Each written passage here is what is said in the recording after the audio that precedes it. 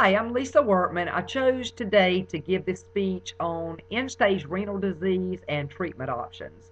I chose this because I was a dialysis nurse and preceptor for all the new RNs that worked in a hospital that I worked in Panama City, Florida, and in Tuscaloosa, Alabama.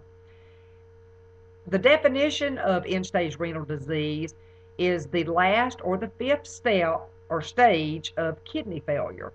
This is where your kidney function has gotten down to 10 to 15% of their normal capacity.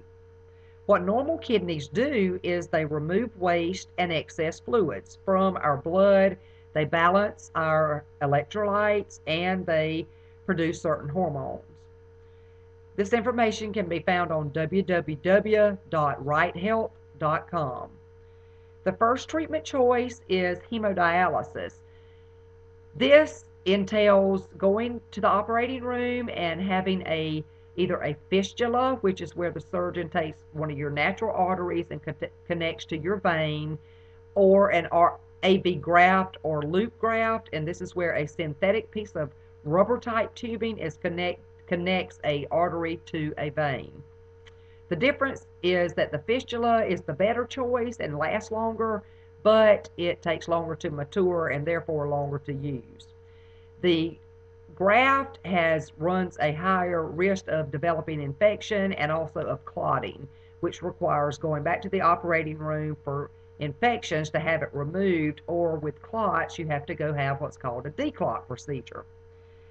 With hemodialysis, you go to the kidney center or the dialysis clinic, whatever you want to call it, 3 days a week, and the treatment is usually from 3 to 5 hours. One of the pros of this is that you are trained staff works with you and provides your treatment.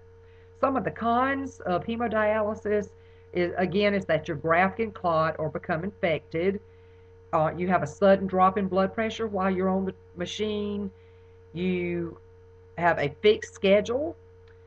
You must travel to the center. You really feel bad sometimes afterwards. The next treatment option is peritoneal dialysis. This is where the lining of your abdomen or your peritoneum is used to filter your blood. It acts as your artificial kidney. A surgeon will go into your abdomen or peritoneum and place an artificial tube or catheter to be used for this procedure. A dialysis solution is used to fill the abdomen. It dwells there for a certain amount of time prescribed by the doctor, and then it drains. The process of draining and filling is called an exchange. The pros of peritoneal dialysis is that you can do it when you're sleeping. You can use what's called a cycler, and that's a machine that you set up, program at night, and when you wake up, it's all done, and you just disconnect yourself. A con of this is that it is required 7 days a week, and that the biggest con is that you can develop a very severe peritonitis, which is an infection of the peritoneum, and oftentimes this will require that the tube is removed and that you're admitted to the hospital to have long-term IV therapy done. The third option of end-stage renal disease is kidney transplant. A kidney transplant is surgically placing a healthy donor kidney into your body. This can be acquired from a cadaver or a dead person, or it can be from someone that you are compatible with. You have to be 100% compatible or your body will reject the kidney. One of the pros of a kidney transplant is that it is the closest thing to a cure that they have right now. There are fewer diet restrictions. You don't have to follow the fluid restriction, the low sodium diet, watching your protein intake, etc. You won't need dialysis anymore, which is a blessing. Some of the cons of having a kidney transplant is that you're going to have to be on an anti-rejection medication regimen the rest of your life, and this, or if you're not, the body may reject or probably will reject this new kidney that you have been fortunate enough to receive.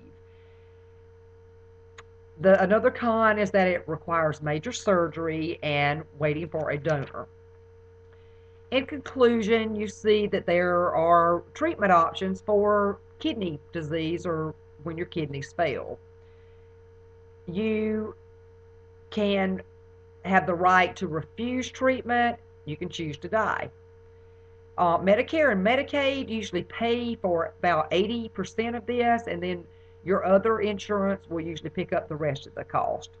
For more information, you can go to davita.com or you can go to www.kidny.niddk.nih.gov. Thank you and have a good day.